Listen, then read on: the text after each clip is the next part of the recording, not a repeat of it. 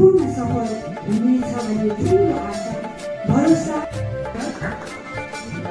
दार्जिलिङ संघको पक्षबाट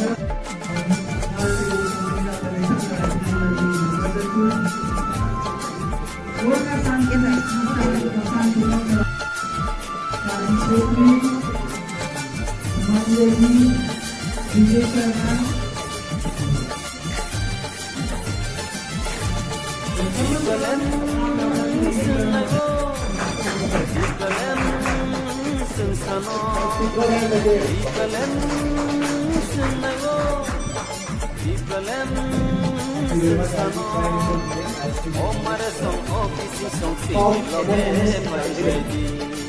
and interaction with various stakeholders.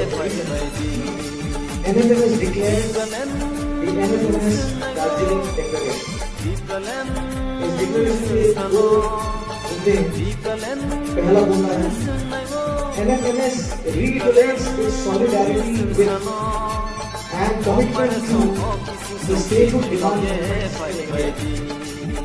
The statehood demands are expressions of the federal philosophy of India. NFMS resolves to work towards the strengthening of federalism with the slogan of One Nation, Many States in accordance with the provisions of the Constitution of India. ये हमारा पहला मुद्दा है कि NFMS हम सब का solidarity express करता है जो statehood movements हैं और हमारा commitment भी हम express करते हैं और हम विश्वास करते हैं हमारे संविधान में जो संघीय ढांचा है, संघीय फिलॉसफी है, जिसमें हम अपना विश्वास को और मजबूत करते हैं और हम रिजॉल्व करते हैं कि हम सब मिलकर फेडरलिज्म को वन नेशन मेनी स्टेट्स की फिलॉसफी के साथ इसके साथ दूसरा मुद्दा जो बहुत इम्पोर्टेंट है NFMS reiterates its commitment to the creation of the state of Gorkhaland as a fulfillment of the long-standing aspiration of the Gorkhas. NFMS expresses its solidarity with all groups, political and social, that are committed to the cause and resolves to support and work along with all stakeholders. क्योंकि हम दार्जिलिंग में हैं और क्योंकि हमारा NFMS का focus Gorkhaland है, तो हम फिर से अपना ऐसे करके कमिटमेंट को फिर से दोबारा हम दोहराते हैं, रिट्रेट करते हैं और हम सॉलिडारिटी एक्सप्रेस करते हैं हर ग्रुप के साथ, चाहे वो राजनीतिक हो गैर राजनीतिक हो और उन सभी के साथ हम मिलकर उनके समर्थन करते हुए सभी के साथ हम काम करना चाहते हैं। एक मुद्दा स्टेट मूवमेंट इन जनरल को सपोर्ट करेगा, दूसरा मुद्दा गवर्नमेंट के मूवमेंट स्पेसिफिकली सपोर्ट करेगा। ये दो मुद्दों का एक ग्राम आपके सम्मुख है। अब मैं साइंस आपसे अनुरोध करूंगा कि इस पर एक चर्चा विचार सभी को आमंत्रित करें, मॉडरेट करें और उसके अंत में फिर हम किस प्रकार से इस डिक्लेरेशन को वोट करना है विस्तार से। मैं फिर से आपको परिचय कराना चाहता हूँ जिसमें कौन से मूवमेंट है। विदर्भ से हमारे खाने साहब हैं और हमारे साहब हैं, इनके संगठन का नाम है विदर्भ अघाड़ी, जो विदर्भ राज्य अघाड़ी पीड़ा जो अघाड़ी नंबर 1 पर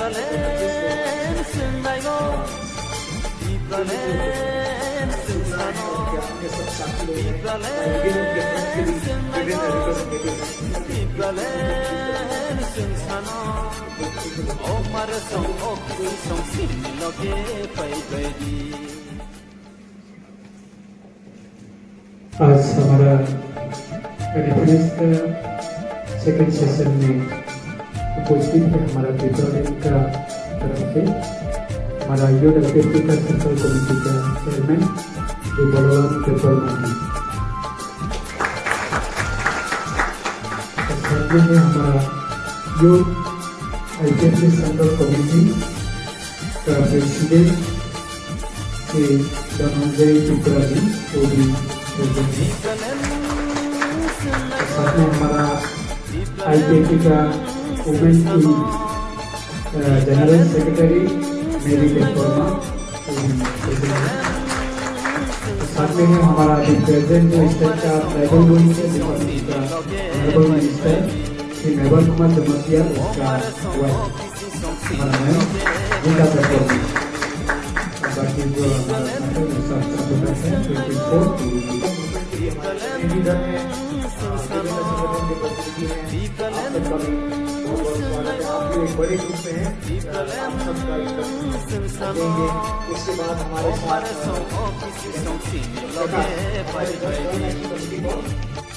we have expressed our solidarity since 2017 and you even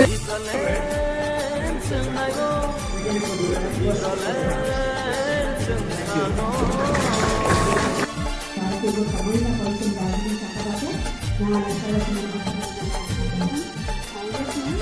뭐 अभी अभी समाचार यो अभियान पत्र नाना असल बनावारी अपन को कमीशन दिया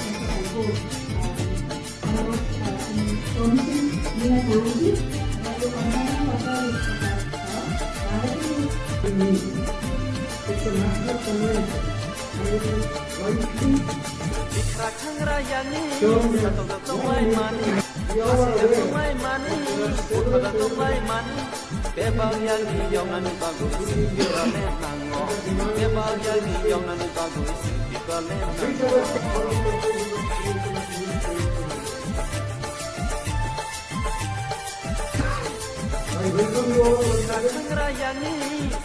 बड़े पैमाने पर रखी गई है।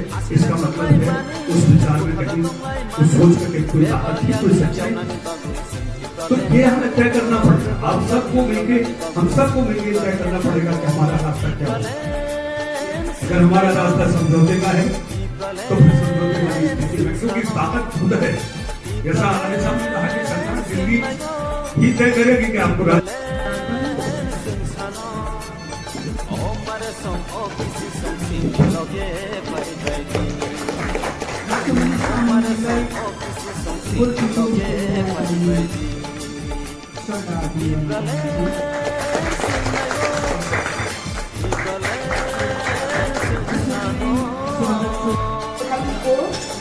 अध्यक्षको अवसरमा अनि म छान्न छान्दाखेरि नेपाली भाषाको लागि हावापानी आदिबाट केही पनि नहुनेसँग गोर्खा नेपाली भाषाको लागि दिएको एउटा व्यक्ति पनि हो अनि म एउटा नेपाली गोष्ठी छोरी पनि हुँ।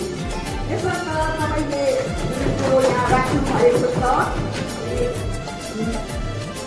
गोर्खाल्यान्डको शब्द यसको लागि है आधारमा मात्रै बोलेको छु। अखिल भारतीय गोर्खा चाहिँ 1947 we support Bukhaland and we only support without full and close to Bukhaland and the declaration has been adopted. There is 2 points.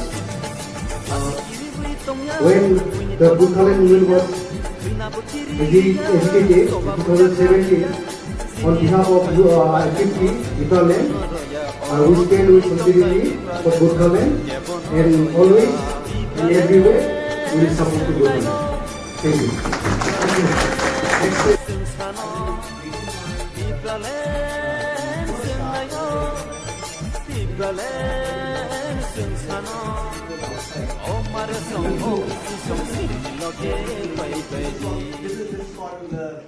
Paying attention to details. So there are 2 schools in terms of being occupied. So 74A, WP 74A, 7638, and the scooty हमारे क्षेत्र से आज के नए अध्यक्ष चुने हैं, इससे हमें बहुत ज्यादा लाभ होगा ऐसा हमारा मानना है। और आप सबकी जो नेतृत्व की और जो लीडरशिप की जो आवश्यकता हमारे कम्युनिटी को है, जो हमारे नेतृत्व को है, वो अभाव आप पूरा करेंगे, ये जनेल का मानना है। और आप सबको बहुत बहुत धन्यवाद। आपने दार्जिलिंग को चुना नए अध्यक्ष देने के लिए, इसके लिए भी आपको धन्यवाद। और मैं यही मानता हूँ कि जब कभी भी गोरखानी की बात होगा, आप लोग पीछे नहीं रहेंगे। जो भी नेतृत्व करते हुए दिल्ली जाएगा उसको आप पूरी तरह से गाइड करेंगे।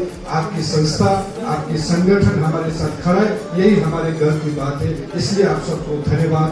जय गोरखा, जय हिंद। कोई नई विचारधारा आए, कोई नई लीडरशिप खड़ी हो, क्योंकि जब नई लीडरशिप खड़ी होगी तो वो नई लीडरशिप एक नई सोच लेके आएगी, उसके इक्वेशन बदलने शुरू हो जाएंगे।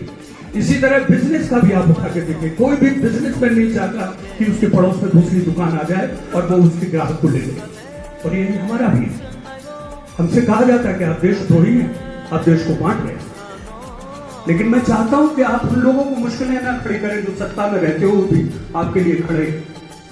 उनमें से मैं एक त्रिपुरा से हूं और बहुत सारे लोग हैं, क्योंकि आपकी भाषा, आपका भाषण हमारी स्थिति बहुत खराब कर देती है। हमें जवाबदेह होना पड़ता है। मैं चाहता हूं कि पहले तो हम ये तय करें कि हमें व्यवस्था ठीक करनी है या राज्य चाहिए। हम सड़क किनारे खड़े होकर मांग रहे हैं या फिर लड़ाई लड़िए तेलंगाना जैसे केसीआर ने लड़ी। केसीआर अपनी पूरी तैयारी के साथ आए, धन बल बाहुबल उनके पास सब कुछ।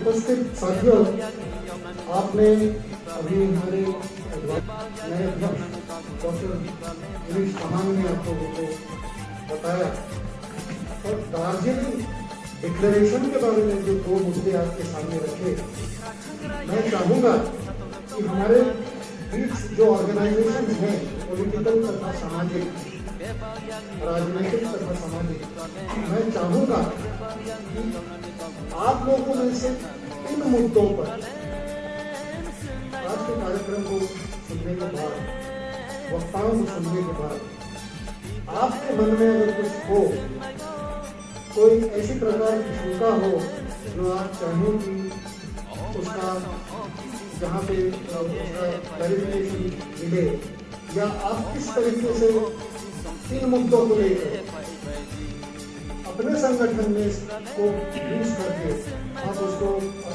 स्टेटहुड की तरफ ले जाना चाहेंगे, इस बारे में अगर आपको कोई शंका हो या कोई प्रश्न हो, तो मैं चाहूँगा कि आप उसे ऑर्गेनाइजेशन वाइज, एक ऑर्गेनाइजेशन से एक अगर कोई केस को हमारे सामने अपने मुद्दों को रखे या अपनी शंकाओं को प्रकट करे, तो मैं समझूंगा कि अच्छा होगा। ये आधे घंटे का एक सेशन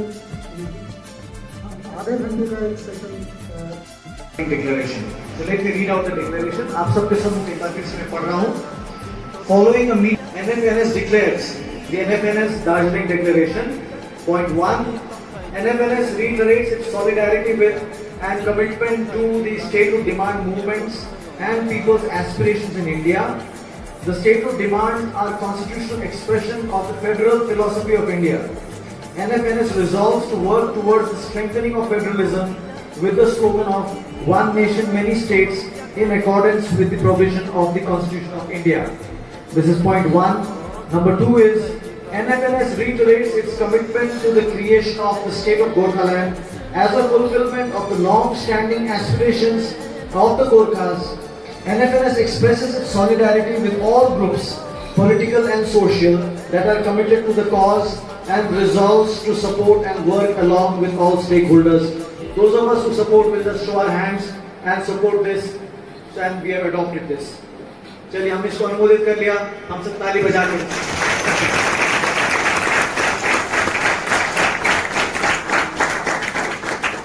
इसके साथ ही हमारे इस सबभन्दा ठुलो भन्दाखेरि आज गोर्खा जातिको आइडेंटिटीको कुरा वहाँ सरले गर्नुभएको थियो। आपने जैसे गोरखा आइडेंटिटीज के बाद आपने बताई, तो हम लोग आज जो पॉलिटिकल 90s 80s से जो दार्जिलिंग गोरखाओं के जो पॉलिटिकल फिलोसॉफी, पॉलिटिकल जो थॉट, पॉलिटिकल अवधारणा है, एक इन्फेरेटिव पॉलिटिक्स को हम लोगों ने डेवलप किया। हमारी गोरखा जाति का आइडेंटिटी आज हम लोग खोजने लगेंगे तो भारतवर्ष का आधा सभ्यता हमारी गोरखा जाति से रहता है। इसका उदाहरण मैं ट्रेस कर दूंगा। भारतीय सभ्यता और गोरखा सभ्यता ये बहुत उच्च स्तर का बात है। आज मैं ये फ्लोर में इसी कारण से रख रहा हूँ, ये बात को मैं दाई नहीं बोलता हूँ। मैं इकोनॉमिक्स को जस्ट आप अभी सोशल अवेयरनेस के लिए मैं काम कर रहा हूँ।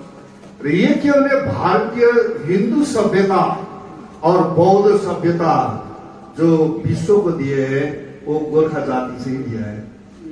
गोरखा जाति आज आप हिंदू सभ्यता का सृष्टिकर्ता महादेव को देखेंगे, वो हमारी किराती जनजाति से मिलता है। उसका देश, उसका खान पान, रहन सहन, उसका परंपरा हमारी किराती जनजाति, हमारी महाभारत और रामायण को हम लोग एक सोशल वर्कर होने के कारण से हम लोग उसको ऐतिहासिक दस्तावेज के रूप में देखेंगे तो गोरखाओं, हिंदू सभ्यता और बौद्ध सभ्यता को देने वाली हम लोग गोरखा जाति है विश्व को। आज हम लोग जो हमारे भारत देश को हम लोग गोरखा आइडेंटिटीज का पार्ट। और तीसरा आइडिया एनएफएनएस का है कि हम कॉमन स्ट्रैटेजीज भी हम प्लान कर सकते हैं। अपने अपने युद्ध के स्ट्रैटेजी तो है। मेरा गोरखालैंड का संघर्ष और निकमन मार्ग जी का गारोलैंड का संघर्ष है फॉर एग्जाम्पल, इसमें अपने अपने यूनिकनेस भी है, अपने अपने यूनिक इनके हिस्ट्रीज हैं, अपने अपने यूनिक स्ट्रगल्स हैं, यूनिक प्रॉब्लम्स हैं और यूनिक सॉल्यूशंस भी हैं। But at the same time there are many things that we have in common. जब हम एक राज्य के लिए लड़ रहे हैं तो आने साहब का विदर्भ का लंबा संग्राम और गोरखालैंड का भी आंदोलन का लंबा संग्राम, इसमें बहुत चीजें समानता में भी है, कॉमन भी है। इन कॉमन चीजों को लेकर हम एक कॉमन स्ट्रैटेजी भी तैयार कर सकते हैं। हम मिलकर किस प्रकार से एक साथ लड़ सकते हैं। जैसे मैंने शुरू में कहा, ये एनएफएनएस एक ऐसा फेडरेशन है जिसमें हमारी व्यक्तिगत आइडेंटिटी किसी प्रकार से भी चैलेंज नहीं होती, डाइल्यूट नहीं होती। इसमें ऐसे भी हैं जो एक ही संघर्ष के हैं परंतु अलग अलग पार्टी या अलग अलग संगठन का प्रतिनिधित्व करते हैं। हमारे बोडोलैंड के साथी हो या गोरखालैंड में भी आप देखते हैं, गोरखालैंड का आंदोलन एक है मगर उसके एक्सप्रेशन अलग अलग है। अलग अलग पार्टीज के नाम से एक्सप्रेशन है, अलग अलग संस्थाओं के नाम से एक्सप्रेशन है। जब हम संघीयता की जब हम बात करते हैं तो संघीयता में हम इन अलग अलग एक्सप्रेशंस को हम दबाने की बात नहीं करते, परंतु इन अलग अलग एक्सप्रेशंस का एक बुके बनाकर एक साथ बढ़ने का हम बात करते हैं। एक फूल अकेले में जितना सुंदर लगता है, बुके में उसका सुंदरता मल्टीप्लाई हो जाता है। तो हम एनएफएनएस में इसी प्रकार के फिलॉसफी को हम लेकर चलते हैं। So when we are gathered here today, it is essentially about expressing solidarity, it is about idea sharing, and it is about building common strategies. इसी उद्देश्य से हम लोग एनएफएनएस में यहाँ पर आज एकत्रित हुए हैं। जहां तक एनएफएनएस का सवाल है, एनएफएनएस के मेरे जैसे पूर्व वक्ताओं ने मुझसे आप सबसे शेयर किया कि एनएफएनएस का एक लंबा इतिहास रहा है। 1999 में जॉर्ज फर्नांडिस जो उस समय एनडीए के कन्वीनर थे, उनके इनिशिएटिव में, जैसे नीरूप जी ने बताया, Indian national front for small states के नाम से एक इनिशिएटिव शुरू हुआ था। और जैसे नीरूप जी ने बताया, इसका लॉजिक क्या था कि स्मॉल स्टेट से नाम बदल के न्यू स्टेट्स बनाने का, क्योंकि अभी भी हम देखते हैं विदर्भ जैसे हो गया या बुंदेलखंड हो गया, इनके बनने के बाद, ये राज्य को तोड़कर बनाने के बाद भी ये कई सारे एग्जिस्टिंग स्टेट से बड़े हैं। तो इनको स्मॉल का संज्ञा देना शायद बहुत एप्रोप्रिएट नहीं है, कहकर इसको हमने न्यू स्टेट्स कहा, नए राज्य के बारे में। नए राज्य के बारे में ये आंदोलन है। स्मॉल राज्य बनाने के बारे में आंदोलन नहीं है। स्मॉल भी हो सकता है, बड़ा भी हो सकता है, but that is only incident. ये आंदोलन नए राज्य बनाने के बारे में, नए एस्पिरेशंस के बारे में, पीपल्स एस्पिरेशन के बारे में है। तो जॉर्ज फर्नांडिस जी के इनिशिएटिव में, जब वो एनडीए के कन्वीनर थे, जब वो वाजपेयी साहब के सरकार में कन्वीनर थे, उस समय उनके इनिशिएटिव में रहा। उसके बाद इसमें बड़े दिग्गज लोगों ने इसमें ऑफिस रखा, इस ऑफिस को संभाला। आने साहब ने सांगमा जी के बारे में बताया, सांगमा जी इनके क्षेत्र के हैं, वो भी बड़े अच्छे पक्षधर थे। उनके देहांत के से पहले एनएफएनएस की एक मीटिंग में उन्होंने कहा था कि मैं दार्जिलिंग में भी आके सॉलिडारिटी दिखाना चाहता हूं। दुर्भाग्यवश वो पूरा नहीं हो पाया, मगर आज we carry on with the spirit today and we are